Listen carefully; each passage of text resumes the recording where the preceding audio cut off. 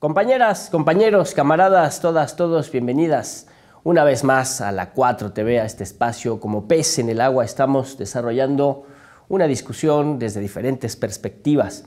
Hoy nos acompaña un compañero que trabaja desde la filosofía, desde la comunicación y también tiene mucho que ver con la sociología y con el pensamiento crítico. Vamos a hablar de comunicación, de juventud, de generaciones y de degeneración, ¿por qué no? Bienvenido, compañero Salvador Carreño. Gracias por la invitación. No, gracias a ti por tu valioso tiempo, por compartirlo con nosotros y con todas las personas que nos vean por allá. Salvador, ¿quién es Salvador Carreño? Así para introducirnos en este universo, ¿cuál es tu formación? ¿Cuál es tu punto de vista? ¿Cuál es tu historia? ¿Qué nos compartes? Ok, mira, pues yo soy Salvador Carreño, o sea, comunicólogo de formación de la UAM, después la maestría en administración y el doctorado en la Facultad de Filosofía y Letras en el área de ética en las organizaciones, en las empresas, desde una perspectiva teórica llamada pragmatismo, que es un poco un estudio como metaético. O sea, con eso he trabajado en medios de comunicación, en la universidad, que es mi casa principal, la UNAM, donde doy clase de ética, doy algunas clases de teoría de la comunicación. He sido editor en algunos medios digitales, en algunas revistas, en México y en Estados Unidos. Y bueno, pues ahorita estoy clavado en este asunto de la genealogía, precisamente a efectos de pues, todo lo que he visto a lo largo del tiempo de las consecuencias negativas, en el área de ética en particular, que trabajo mucho con comunicólogos, administradores, contadores. Me fui dando cuenta de que muchos de los problemas que tenemos en términos sociales, en términos antropológicos, tienen que ver con los estudios de mercadotecnia, con los estudios sociológicos de generaciones, al punto de que muchos de los estereotipos, muchos de los problemas de identidad que tenemos en el país, de la blanquitud, de la clase social, tiene que ver con la forma en que pues, ideológicamente nos han ido clasificando como individuos, como sujetos, ¿no? Y entonces, bueno, pues ando en ese asunto en estos días. En el pragmatismo que decías, ¿es de la pragmática de Apple? ¿O de dónde? Casi. O sea, el pragmatismo que yo empecé a estudiar fue originalmente estudiado por Charles Sanders Peirce en Harvard, y a partir de Peirce, pues sí, ya Apple, Dewey, Smith, o sea, muchos. De hecho, es la primera corriente teórica formulada fuera de Europa, o sea, en Estados Unidos, cuando Estados Unidos comenzaba a definirse como potencia económica, como potencia política, y que pues trató de hacerse de una teoría que finalmente es el pragmatismo, que se define como la filosofía de los saberes prácticos, es decir, que lo que haya que conocer debe tener alguna salida práctica, si no, no tiene mucha viabilidad, ¿no? Uh-huh. Y tiene muchas vertientes, hay tantos pragmatistas casi como teóricos del pragmatismo, pero originalmente es eso, de Harvard. Muy bien, pasa eso mucho con el pensamiento, ¿no? Pero en la filosofía es muy frecuente esta subdivisión en escuelas, en corrientes. Ajá, corrientes, adoctrinamientos. Claro. ¿No? Y entonces tú eso ahora también lo utilizas en tus clases de ética. Tú das clases de ética en la UNAM. Sí, fíjate que justamente una de las dificultades que yo enfrenté cuando cuando tuve la oportunidad de tener a mi cargo los grupos de ética o cursos de ética, era que bueno, pues yo como cualquier sujeto pues también tengo mis preferencias autorales, y entonces yo estaba sigo estando muy en la vía de la ética de las virtudes de Platón, y pues mucho de mi tiempo lo empleaba diciéndoles a los alumnos por qué no era buena idea ir detrás de Kant, o por qué no era buena idea ir detrás de los utilitaristas de Bentham, y por qué Platón era el fregón, ¿no? Hasta que me di cuenta, naturalmente, de que pues estaba yo cometiendo un error como Whitehead, de base, porque estaba guiándolos hacia la ética que se supone que es libre, ¿no? Entonces recordé cómo desde la licenciatura, afortunadamente conocí algo relacionado con el pragmatismo, que es la semiótica claro. Pragmática, y pues la fui llevando hacia la administración, hacia la publicidad, que fue a lo que me dediqué originalmente. Y cuando me topé con esta dificultad en ética, dije, bueno, ¿cómo hago que los chavos se enteren de lo que es la ética sin que yo los lleve de la mano, que lo descubran ellos? ¿Sin adoctrinarlos? Sin adoctrinarlos. Y entonces me di cuenta que el pragmatismo, como lo hace con la publicidad, como lo hace con la administración, con muchos saberes, funciona como metadisciplina. Y entonces, bueno, como metadisciplina, lo que trabajo ahora desde hace ya un buen número de años, de hecho el doctorado lo hice con esa idea, la tesis fue ese postulado, lo trabajo como una metaética, que podamos hablar de ética sin tener que casarnos con un autor, con una corriente, con una escuela, ¿no? Y eso finalmente pues me llevó a esto que estoy trabajando con la responsabilidad de la comunicación, la responsabilidad de la mercadotecnia, de la publicidad. La mercadotecnia fue el detonador, porque como seguramente sabes, las clasificaciones mercadológicas pues, están totalmente dictadas desde quien tiene algún interés por mover una mercancía, por mover un producto o una idea, ¿no? O sea, en la comunicación política también. Y entonces, bueno, pues llegué a la conclusión de que uno de nuestros males contemporáneos pues era esta clasificación tradicional que empieza con los baby boomer y que va en los centennial y bueno, pues ya por ahí hay algunos otros. Clasificación de seres humanos, ¿no? Clasificación de seres humanos. Es donde se pone delicado, porque uno podría entender, pues hay una clasificación de las mercancías, ¿no? De las marcas, de los mensajes mercantiles, ¿no? La intención de que tú te enganches con un producto y lo consumas, ¿no? En una dinámica de sociedad de mercado, pues uno eso lo puede entender como un elemento técnico, como un elemento económico, ¿no? Pero cuando empiezas a clasificar grupos humanos, la cosa ya se vuelve delicada. O sea, ya era delicada de antes, pero como que ya empieza a ser un poco más. Sí, miren, en principio no me parece insensata la idea de focalizar, porque en la comunicación, o sea, a diferencia de la comunicación interpersonal, la que tenemos con nuestra familia, nuestros amigos, nuestra pareja, pues si metes la pata, pues tratas de reandar el camino y lo haces en 2 o 3 ocasiones, a veces funciona, a veces no, pero es la vida, ¿no? Pero en la comunicación comercial, la comunicación política, la comunicación mediática, no hay segundas oportunidades, o sea, le tienes que pegar al producto, le tienes que pegar al interlocutor, porque si no, o pierdes votantes o pierdes dinero, consumidores. Y entonces, bueno, pues sí, enfocarla no está mal en principio, ¿no? El problema es que esos enfoques terminan siendo justamente estereotipos, clichés, clasificaciones que más que distribuir en lo lateral hacia dónde me dirijo, lo hacen en lo vertical y bueno, pues tenemos los problemas de clasismo. Antes de pasar a esa parte, en lo anterior, en esto de esa clasificación estratégica, ¿no?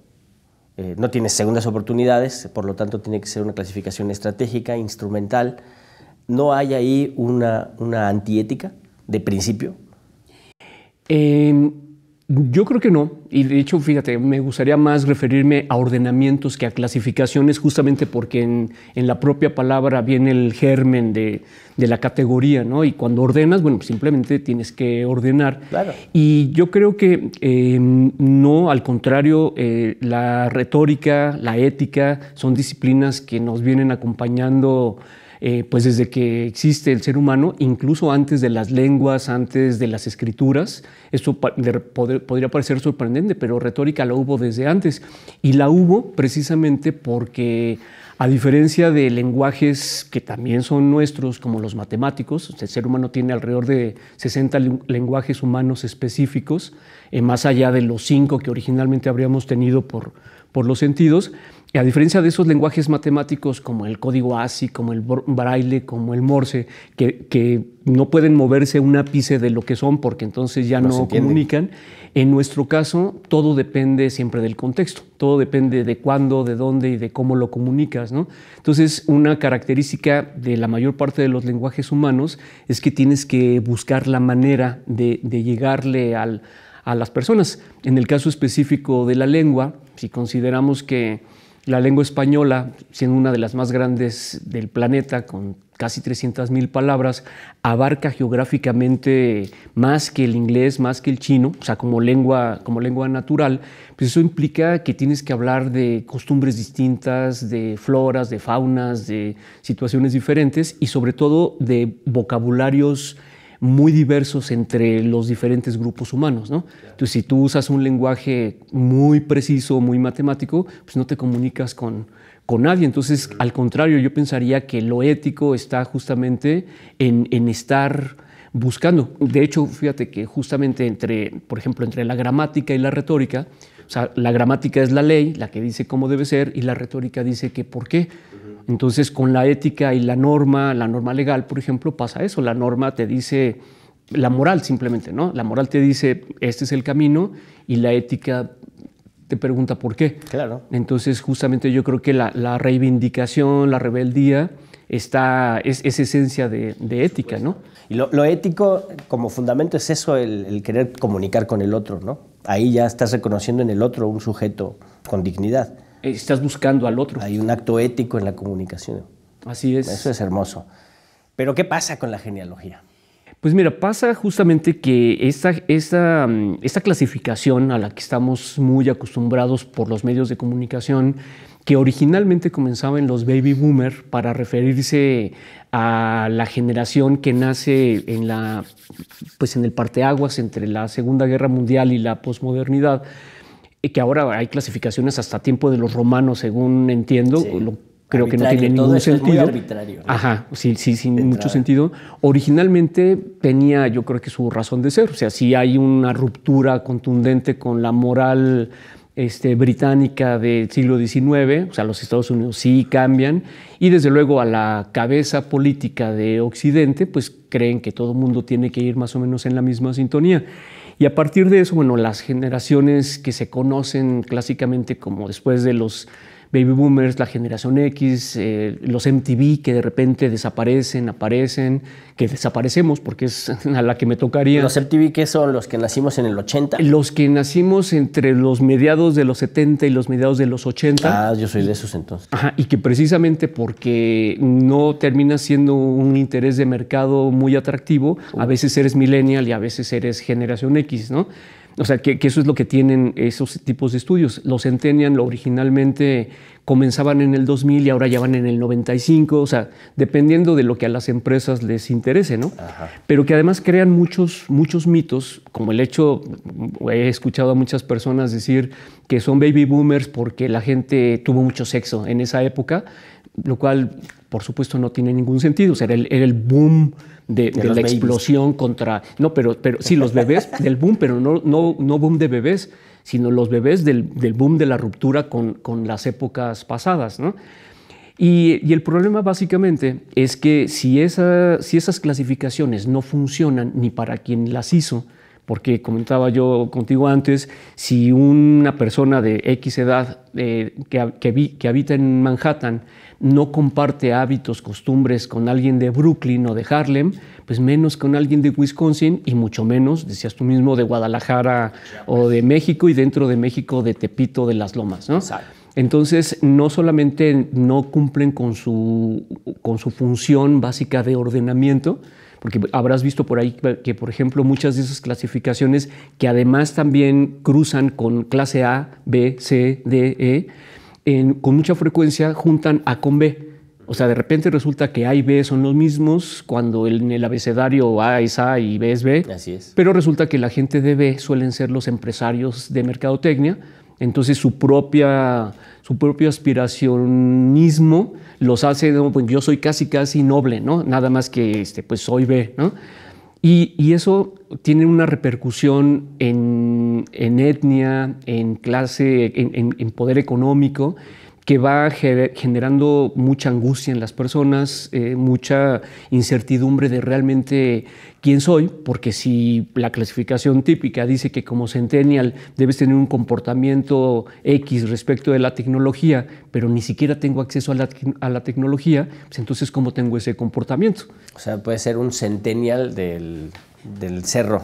Sí, no, de hecho, en realidad puede ser que haya una persona que en edad haya superado lo que le correspondería, pero que por recursos haya sido millennial desde antes, o sea, haya tenido acceso a bienes mucho antes o a bienes que nunca van a tener jóvenes, ¿no? Sí. Y entonces lo que yo estoy intentando hacer con colaboración de algunos colegas es pues, romper con esa clasificación bajo la tesis de que, como muchos países del mundo, pero en nuestro caso lo que nos importa es México, México tiene una cultura, una historia, una diversidad cultural, política, étnica, tal, que debería tener su propia clasificación, o sea, que tenemos los suficientes atributos, las suficientes rupturas sociológicas como para deshacernos de esta clasificación, que yo creo que lo debería hacer todo el mundo, pero bueno, finalmente es los bloques en los que funciona. Seguramente BRICS andará haciendo sus propias ecuaciones para hacer esto, pero yo creo que nosotros en lo que hemos venido llamando plan sexenal, o sea, la genealogía en la que hemos estado trabajando, le hemos puesto justamente así, plan sexenal, estudio de generaciones de la mexicanidad para una transformación, justamente con la idea de contribuir a que nuestra identidad cultural se fortalezca. O sea, siempre he pensado que el solo hecho de que entre nuestros mitos y leyendas siga la Llorona es porque no terminamos de reconciliarnos con la conquista y con... O usar el término Malinche. Exactamente, ¿no? Entonces fuimos trabajando, con colaboración de algunos colegas que políticamente andan en otro rollo, pero que finalmente, a efecto de ordenar la comunicación, coincidimos en que en el caso de México tendríamos que hallar parteaguas que pudieran abarcar los casi 2 millones de kilómetros cuadrados del país, con independencia de que en cada estado, en cada región, pudiera tropicalizarse, se pueda ir haciendo, digamos, una adecuación. Y bueno, encontramos que ese ordenamiento podría partir justamente del plan sexenal, o sea, del momento en que Lázaro Cárdenas inaugura, digamos, en su periodo el gobierno de 6 años, y entonces pase lo que pase en Campeche, Nuevo León, en Colima, en Yucatán, de todos modos es cada 6 años, aunque no coincida el cambio de presidente con gobernador, aunque no coincidan presidentes municipales, alcaldes, regidores, digamos diputados. Que esa fue la marca temporal que tiene más constancia. Así y que es. sirve para medir mejor. Sí, incluso fíjate que pues todavía es algo que siempre hay que estar procesando. O sea, nosotros encontramos 5 generaciones en este periodo entre Lázaro Cárdenas y Andrés Manuel López Obrador, en donde la primera generación la denominamos específicamente plan sexenal, abarcando Lázaro Cárdenas, Manuel Ávila Camacho y Alemán, precisamente porque es, digamos, esa transición en donde más podríamos parecernos a lo que los gringos ponían con los baby boomers, ¿no? Ajá. Pero después, en los siguientes 4 periodos, que son Adolfo Ruiz Cortines, López Mateos, Díaz Ordaz y Echeverría, lo denominamos generación del 68. Porque en cualquier parte del país hay una significancia importante en cuanto a esto, ¿no? Eso nos llevó mucho tiempo analizarlo porque veíamos ejemplos muy específicos de cómo, por ejemplo, si lo hubiéramos llamado generación del ángel caído, por hablar del ángel de la independencia, pues en Colima no les dice absolutamente nada, como a nosotros no nos dice nada el año 2003, donde Colima prácticamente desaparece su centro histórico con un terremoto, ¿no? Entonces dijimos, no, esas cosas tan locales, aunque sean la capital, no puede funcionar. Y sería entonces, chilangocentrismo, ¿no? Chingalocentrismo y chilangocentrismo. Sí, y después, bueno, de esa del 68, con los 3 periodos siguientes, que son López Portillo, Miguel de la Madrid y Carlos Salinas, hablamos de una generación de la devaluación, o sea, cómo el peso pasa de 12.50 a 3,000 y fracción, y bueno, pues eso le pega al rincón último del país, ¿no? Para después tener la generación de la alternancia con Fox, con Calderón, con Enrique Peña Nieto, y finalmente la generación de la ruptura con Andrés Manuel hasta donde tuviera que llegar, que pensamos serían 3 o 4 periodos presidenciales, ¿no? ¿Por qué la alternancia?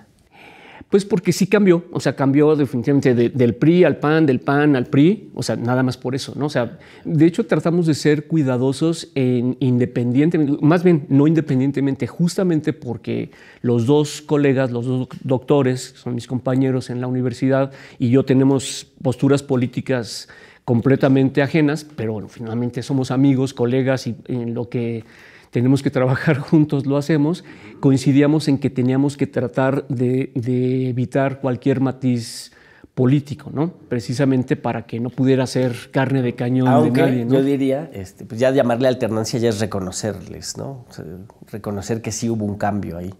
Pero tienes toda la razón, o sea, finalmente hubo un cambio de colores, ¿no? Sí, un cambio de colores, a lo mejor de la colorimetría. Pero es muy crítico política, socialmente, es muy criticable ese concepto, ¿no? Fíjate que siempre es un riesgo. O sea, yo estoy por presentar estas ideas en un congreso en España en próximos meses. Ya lo hicimos en Acapulco de manera local.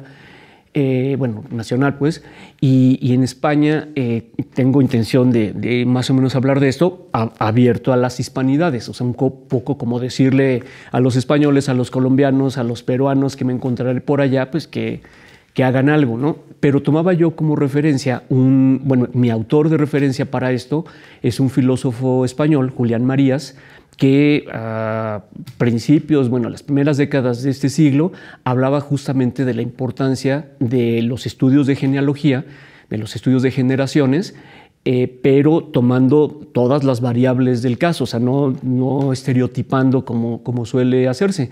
Y me atrevía a escribir en la ponencia que presentaré que muy arbitrariamente yo habría hablado de Julián Marías como perteneciente a la generación de la gripe española, y en una de esas ofendo a algún español, ¿no? O sea, por el tratamiento que es gripe tejana. Ajá, que realmente no tenía que ver. Le llaman gripe española, pero lo llevaron los estadounidenses a Europa en la Primera Guerra Mundial. Y se cargaron a millones de personas. Pero fue precisamente porque al no estar España en el conflicto mundial, fue su servicio médico el que más atendió el proceso, y se le quedó el nombrecito. Es el problema de los clichés, ¿no? Exactamente. Y bueno, finalmente en la misma ponencia estoy ofreciendo disculpas. Digo, bueno, desde acá se me ocurre porque no conozco la historia de ustedes, pero esos son los riesgos, ¿no? O sea, tal como dices con la alternancia, pues en una de esas dices, ¿cuál alternancia? ¿Cuál alternancia, sí, no? Más bien porque en términos económicos, políticos, sociológicos, el periodo del 2000, ¿no? hasta el final del gobierno de Peña Nieto, pues es la profundización neoliberal, ¿no? Donde más saqueo hubo. Pero si le hubiéramos puesto generación neoliberal, ya hay un... No, o sea, no para esa clasificación de ustedes, no. Ajá. O sea, más bien en términos políticos, ¿no? Y económicos. Se profundiza el neoliberalismo, ¿no? Alternancia, pues es bien discutible. ¿Qué cosa alternó, no? Pues si siguieron los mismos saqueando al país. Sí, de hecho fue una de las que más... Bueno, pero así, por ejemplo, de las que más controversia nos causó. Y cuando yo proponía para la actual generación de la ruptura, pues decía, ¿pero por qué ruptura? Porque hay una ruptura, la hay de todos modos, o sea, no, independientemente de si nos gusta o no nos gusta, hay una ruptura, ¿no? Pues está súper interesante. A mí me causa esto de las clasificaciones de las generaciones, siempre me ha molestado un poco, porque cuando decimos, no, pues estos son los X, estos son los baby boomers, y estos son los centennials y los millennials, ahí en esa clasificación de generaciones se borran los conflictos de clase, de género y de racialización, como si no existieran, ¿no? Como si cada generación se cocinara aparte. Y estas líneas que atraviesan todo el espectro de la historia, pues, se diluyen. Pero el problema es que al interior de cada uno de los grupos clasificados así, de todos modos subyace la clasificación social. O sea, en lugar de hablar de perfiles psicosociodemográficos, o sea, entiendo que es más latoso, pero pues es lo que hacemos, es cómo piensas, cómo te relacionas y cómo vives.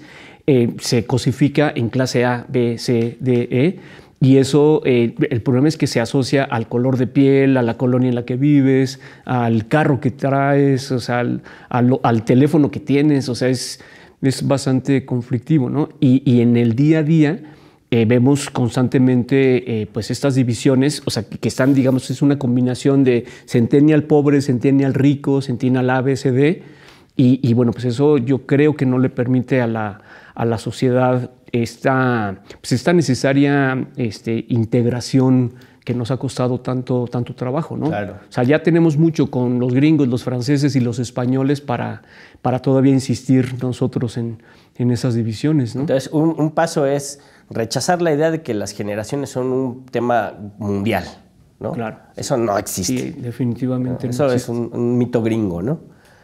Y el segundo es, nosotros necesitamos, ahora sí que conocernos a nosotros mismos, autorreflexionarnos como nación y clasificarnos, ¿no? Ordenarnos Para enfocar nuestra comunicación política, comercial, social, de una manera más adecuada, ¿no?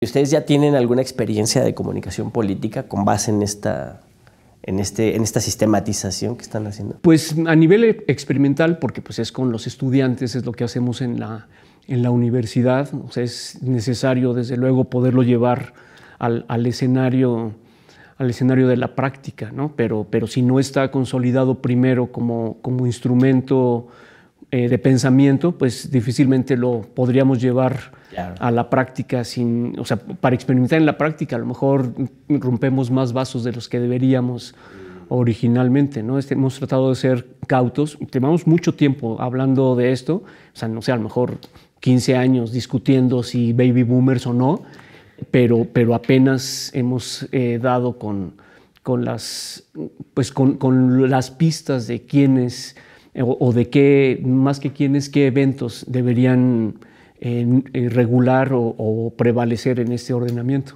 ¿no? Muy interesante. También para los historiadores, las historiadoras es Claro. una herramienta muy, muy importante, ¿no? Ubicar también esas temporalidades. Y para el desempeño individual, te digo, en la ética, a mí eso es lo que me mueve más que cualquier cosa, ¿no? Yo estoy muy a gusto siempre con mis cursos de comunicación, de relaciones públicas, de publicidad, pero el curso de ética para mí es lo fundamental, es lo principal, ¿no? El que los chavos se puedan dar cuenta de realmente quiénes son y hasta dónde pueden llegar siendo los que son, porque también en la ética pues tenemos muchos clichés.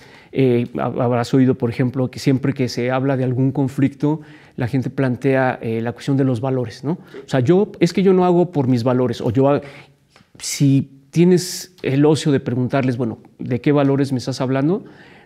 No, pues de los valores. O sea, Unos que vi. Ajá, pero ¿cuáles? O sea, ¿cuáles de los 50 que conocen más o menos, ¿no? También eso de los valores también es muy utilizado por sectores muy conservadores, justamente ahorita en el ataque en contra de los libros de texto, ¿no? Son lo que ellos ponen como contrario del libro de texto es los valores. ¿Cuáles valores? Pues los valores de la familia tradicional. Claro, es que el problema en México, bueno, yo creo que en Latinoamérica probablemente o en Hispanoamérica, es que los valores se suelen asociar también a cierta suerte de ideología cristiana y bueno, pues ahí ya no tiene sentido, ¿no? O sea, justamente lo que yo hago, es en particular con mis estudiantes, es tratar de sacar a flote la escala de valores, pero rompiendo con esta idea de que hay valores y antivalores, porque además eso es algo bastante común, ¿no? Entonces, hay valores que sí son formas de conducta que la sociedad considera preferibles y hay violación a esas formas de conducta y hay excesos en esa forma de conducta. Y todos estamos en una gama, ahí te haces más hacia un lado o hacia otro, y lo que yo pretendo con los muchachos es que ellos se den cuenta, y para eso aprovecho que suelo trabajar más esto con chavos de administración, que son muy dados a los FODAS, a los famosos FODAS. Ajá. Bueno, pues en qué soy fuerte, en qué soy débil, y eso en qué posición me pone en cuanto a oportunidades y amenazas, ¿no? Porque si yo después de un estudio, de un autoanálisis, me doy cuenta de que no soy el mejor en honestidad, pues mejor no me meto a algo que me va a implicar honestidad todos los días. Y eso no significa que no puedo hacer algo importante con mi vida si tengo otros valores a cambio que no son ni siquiera la honradez, por ejemplo, ¿no? O sea, sí, o sea, es que se me va la mano, pues entonces dedícate a otra cosa, pero no metas la mano en el banco, ¿no? Exacto. Y en eso, el pragmatismo tiene mucho que ver. O tomaterapia. Resuélvelo, por favor. ¿No? Si estás en política, pues por favor resuélvelo. Pero hay un cruce entre esta identidad individual y esta identidad que te impone la comunicación colectiva, sobre todo, ¿no? O sea, los medios de comunicación, las redes, en una buena medida en la actualidad, a la que pues ni podemos satanizar, ni podemos hacer a un lado, porque pues, ahí están, son el día a día. Más bien la cuestión es cómo te integras a eso con una nitidez mental pues, más fuerte, ¿no? Con la autonomía, ¿no? Con autonomía, exactamente, la autonomía moral de la que habla Sócrates en su momento, ¿no? Sí. Pues eso está interesante. Ya vamos a cerrar, Salvador, te agradezco mucho. Para cerrar, quisiera yo preguntarte así como docente de ética y como un docente que de manera muy interesante estás vinculando la ética con otras disciplinas donde pareciera no ser necesaria, ¿no? Como la administración o la comunicación, ¿no? Entonces, ¿tú crees que la ética pueda ser una disciplina que necesitemos llevar a más espacios de la educación? Por ejemplo, en las ingenierías, en las artes, en la medicina, ¿no? Los estudiantes de medicina, de derecho, de ingenierías, ¿no? O en el kinder, en la primaria, ¿sería positivo implantar allí acercamientos a la ética? Mira, yo creo que todo ser humano tendría que estar en posibilidad de encontrarse con la ética eventualmente, pero no en cualquier momento. O sea, en mi opinión, siempre ha sido un error que en la escuela básica, en la primaria y en la secundaria haya un curso llamado ética. O sea, porque lo que los chavos necesitan en esa edad son civismo. O sea, es básicamente la norma, el civismo. Y un poco en la misma lógica que mencionaba yo a Sócrates, él habla de que para obtener la autonomía moral hay 3 etapas. Y bueno, un dato entre paréntesis muy breve es que en cualquier disciplina, cualquier campo, cuando te encuentras grupos de conocimientos agrupados de 3 en 3, ahí está el pragmatismo metido indudablemente, porque es lo pragmático, lo sintáctico y lo semántico siempre, ¿no? La realidad, la regla y la razón que asiste a un concepto. Entonces, para Sócrates, la primera etapa, la pragmática, es la de la exposición al animal que somos con la norma. Como cualquier perrito, gatito, pues tú tienes que someter a una delimitación de estímulo-respuesta y tú sabes que habrá castigo si lo haces mal, aunque no entiendas por qué. El perro jamás va a entender por qué, pero sabe que hay momentos que le pueden significar castigo. Para pasar a una segunda etapa, que vendría siendo la preparatoria, ¿sí? En donde pues ya tienes cierta noción del bien, del mal, no entiendes las normas, pero entiendes que son necesarias para llegar a un nivel que sería el de la educación superior cuando estás en el circuito de la educación superior, porque también o sea, esto es importante decirlo, o sea, hay doctores que no rebuznan por pura gracia, y hay gente que sin tener contacto con la escuela, ya no digamos la universidad, con la primaria, es una persona de primera, ¿no? Pero esa, de todos modos, corresponde más o menos en edad. O sea, la ética te tiene que llegar cuando tienes suficiente información acerca de la vida y suficientes compromisos con la sociedad para lograr un equilibrio, que finalmente eso termina siendo la demarcación moral, la demarcación legal, la demarcación contextual. Si exponemos a los niños a conceptos de ética, aunque sean solo platicados, se aborta porque finalmente la ética tiene que ver con la decisión que tú tomas de buscar la justicia, independientemente de si eso es correcto o si es legal o si está bien visto, ¿no? Entonces, para la niñez es demasiado pronto, yo creo, ¿no? Sí tiene que haber un momento, pero no es en cualquier momento. Muy bien, muy interesante. Pues muchas gracias. Al contrario, gracias a ustedes. Doctor Salvador Carreño, comunicólogo, filósofo y en desarrollo este proceso de investigación para tener nuestro propio ordenamiento, para entender nuestras generaciones en la historia como mexicanas y mexicanos, ¿verdad? Así es. Excelente. Muchas gracias. Gracias. Allá en casita, píquele a like, comparta el enlace, discuta en su casa esto que escuchó acá.